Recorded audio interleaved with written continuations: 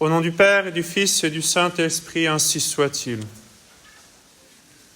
C'est dans le silence de la nuit, dans l'obscurité, dans le calme, et aussi dans l'abandon, que naît l'enfant Jésus.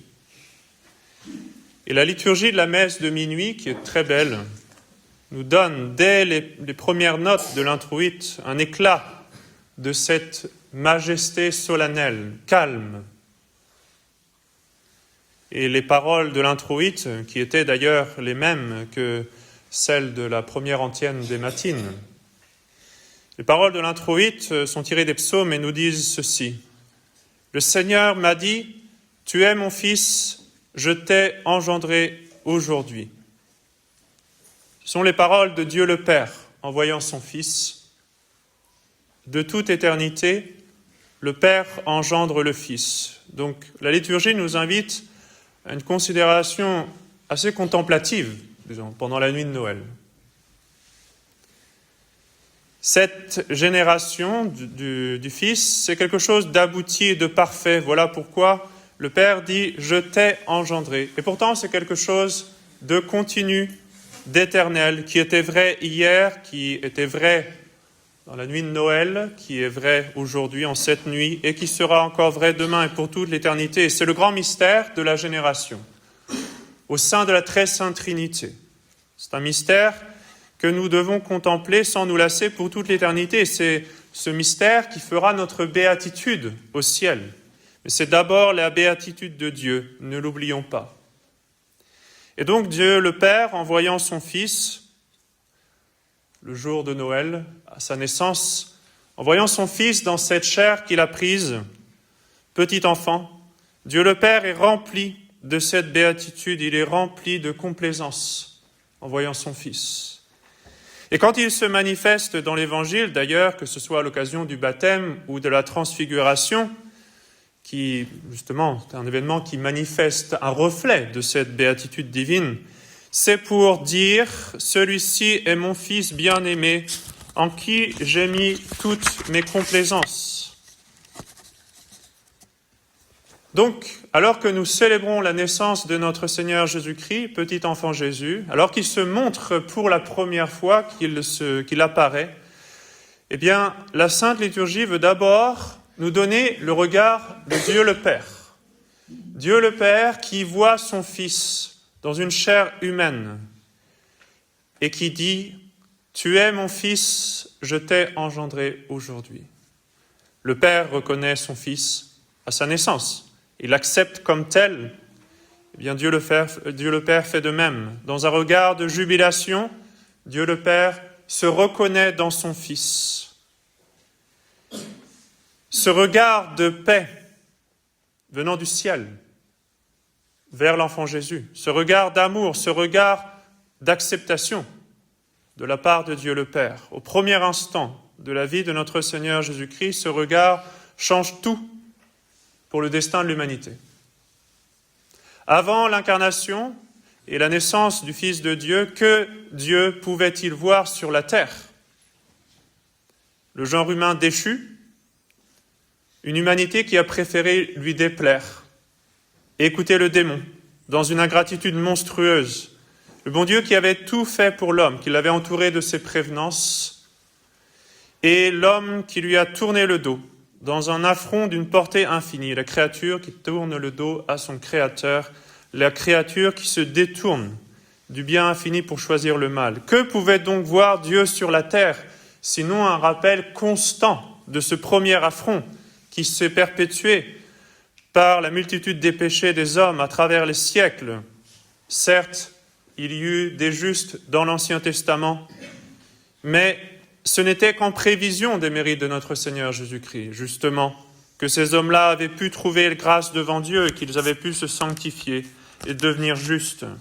Mais quand l'enfant Jésus naît, pendant la nuit de Noël, quand il est placé dans cette humble crèche, tout change dans le regard de Dieu. D'un regard de colère, de juste colère, à l'égard de la terre rebelle, Dieu le Père, soudainement, est rempli de complaisance, en voyant, en reconnaissant son Fils éternel qui vient de naître d'une vierge. « Tu es mon Fils, je t'ai engendré aujourd'hui. » Adorons donc dans cette nuit de Noël, adorons en silence ce regard de Dieu, cette vie intime de la très sainte Trinité, cette complaisance du Père, cette béatitude divine.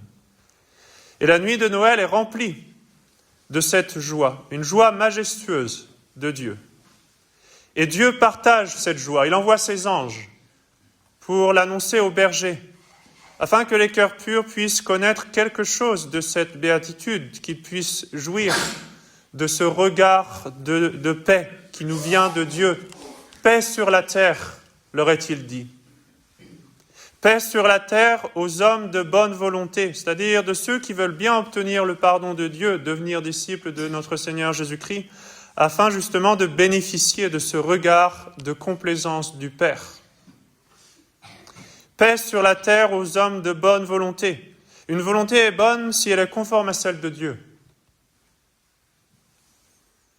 Dans l'Évangile, notre Seigneur dit « Quiconque fait la volonté de mon Père qui est dans les cieux, celui-là est mon frère et ma sœur et ma mère. » Donc on rentre dans la famille de Dieu en faisant sa volonté.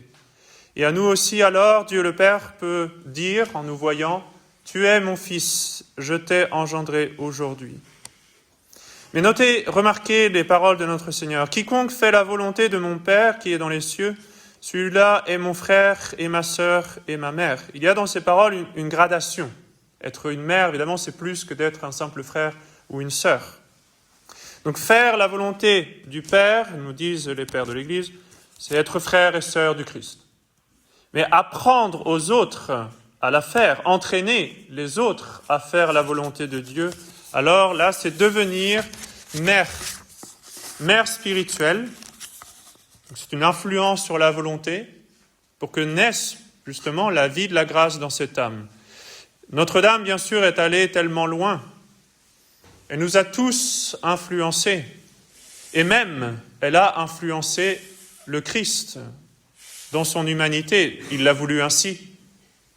Pour s'incarner, cela dépendait du consentement de Marie. Et pour racheter le genre humain. Donc Notre-Dame, par conséquent, n'est pas seulement mère du Christ au sens spirituel, mais elle l'est corporellement, elle l'est physiquement. Elle a le droit de s'approprier les paroles de l'introïte, ces paroles de complaisance de Dieu le Père. « Tu es mon fils, je t'ai engendré aujourd'hui. » En voyant son petit enfant Jésus, elle pouvait dire cela, en toute vérité. Dieu le Père se complaît en son Fils, qu'il reconnaît comme sien. Toute la nature divine du Fils, en effet, est la même que celle du Père. C'est une nature. Et Notre-Dame, d'une façon un peu plus éloignée, bien sûr, mais quand même, Notre-Dame voit son reflet dans son Fils. Elle se voit en lui, elle se reconnaît en lui. Il a sa physionomie, il a ses traits, c'est son Fils. Mais il a aussi ses dispositions dans son âme. Son enfant, c'est Jésus, c'est-à-dire le Sauveur, le Rédempteur. Et Notre-Dame l'a conçu du Saint-Esprit dans un acte de volonté rédemptrice. Et donc Jésus est bien le Fils de sa mère et elle peut se reconnaître en lui et lui dire « Tu es mon Fils, je t'ai engendré aujourd'hui. » Et Saint Joseph, le bon Saint Joseph, si fidèle à Dieu, si fidèle à accomplir justement la volonté de Dieu, dans son humilité, il a le droit, lui aussi, au sens spirituel, et également en vertu de son mariage avec la très sainte Vierge Marie, de dire « Tu es mon Fils ». En cette nuit de Noël, en voyant le petit enfant Jésus pour la première fois, contemplons Saint Joseph rayonnant de ce regard de paix et de complaisance. Celui-ci est mon Fils bien-aimé en qui j'ai mis toutes mes complaisances. En effet, l'enfant Jésus, s'il n'était pas son fils biologique, était cependant son fils légitime, confié à sa garde. Et la providence de Dieu, d'ailleurs, a voulu, d'une façon spéciale, confirmer publiquement cette responsabilité, ce rôle de Saint Joseph, en faisant naître l'enfant Jésus dans des circonstances de recensement de la terre, pour qu'il soit enregistré tout de suite comme fils de Joseph. Et ainsi, Saint Joseph, en cette nuit de Noël, partage la joie de Dieu le Père en se reconnaissant dans ce Fils qui lui a été donné de Marie. Et quant à nous, chers fidèles, quel regard aurons-nous envers ce divin enfant qui nous est donné? Est-ce que, en le regardant, nous pouvons nous y reconnaître. Au moins un petit peu, je l'espère, par la grâce de Dieu. Alors nous pourrons partager la paix annoncée aux bergers par les anges. Ce petit enfant qui est né, nous le reconnaissons comme la vie de notre vie. Et nous partageons à notre manière la joie de Notre-Dame et Saint-Joseph. D'ailleurs, que nous demande le bon Dieu en cette nuit de Noël? Voyons ce qu'il demande aux bergers. Il nous demande tout simplement d'aller admirer, d'aller adorer son divin Fils, c'est-à-dire de mettre en lui toutes nos complaisances, de partager cette béatitude à notre niveau, à notre manière, de le regarder, de le contempler avec joie. S'il est vrai, en effet, qu'accomplir la volonté de Dieu nous permet de goûter les choses de Dieu, il est vrai aussi, et peut-être que c'est plus vrai encore, que de goûter les choses de Dieu nous fait accomplir la volonté de Dieu. En Dieu, les deux sont indissociables. Dieu le Père dit « Tu es mon Fils, je t'ai engendré aujourd'hui ». En d'autres circonstances, il dit « Celui-ci est mon Fils bien-aimé, en qui j'ai mis toutes mes complaisances ». Saint Thomas d'Aquin explique qu'il est absolument impossible au sein du ciel de ne pas faire la volonté de Dieu. Justement, à cause de cette béatitude, de cette vision béatifique, ils voient Dieu infiniment bon, infiniment aimable. Il est impossible pour eux de s'en détourner. Il leur est impensable de pécher ou de ne pas accomplir la volonté de Dieu. Donc, complaisons-nous dans l'admiration et l'adoration du divin enfant Jésus. C'est ce que nous demande le bon Dieu en cette nuit de Noël. C'est très facile comme exercice spirituel. C'est très facile et c'est très sanctifiant. Nous nous reconnaîtrons alors en l'enfant Jésus et Dieu se reconnaîtra en nous et nous communierons en cette reconnaissance béatifiante. Tu es mon Fils, je t'ai engendré aujourd'hui, celui en qui j'ai mis toutes mes complaisances. Et donc pour repartir de la crèche avec la paix de Dieu, avec les complaisances du Père, en étant un homme de bonne volonté, il s'agit pour nous de faire cet exercice spirituel très simple. Admirer, nous émerveiller, adorer, mettre en l'enfant Jésus toutes nos complaisances pour que, comme les saints du ciel, nous ne puissions même pas nous détourner de lui. Au nom du Père et du Fils et du Saint-Esprit, ainsi soit-il.